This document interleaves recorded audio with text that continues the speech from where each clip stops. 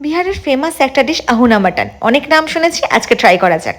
প্রথমে তেল ভালো করে ফুটিয়ে ঠান্ডা করতে দিয়ে একটা পাত্রের মধ্যে কুচি করে রাখা পেঁয়াজ, আদা রসুন বাটা, নুন, হলুদ, লঙ্কার গুঁড়ো আর ঘরে ভেজে রাখা মশলা দিয়ে 80% যে ফুটিয়ে রাখা তেল, সর্ষের তেলটা দিয়ে ভালো করে মাটন, দুটো গোটা রসুন আর আলু দিয়েছি। আলুটা নাও দিতে পারো, বাঙালি তো আলুটা ছাড়তে পারিনি।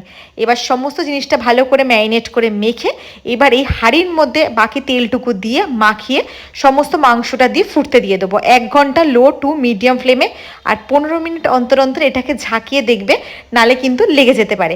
খুলতে হবে না, শুধু শেক করে দিলেই হবে। 1 ঘন্টা পরে এই রকমভাবে মাটন আমাদের রেডি হয়ে যাবে। দেখতে যতটা সুন্দর হবে, খেতে তার থেকে বেশি সুন্দর আর সফট হবে। দেখতেই পাচ্ছ মাটন আর আলুগুলো কত নরম হয়ে গেছে।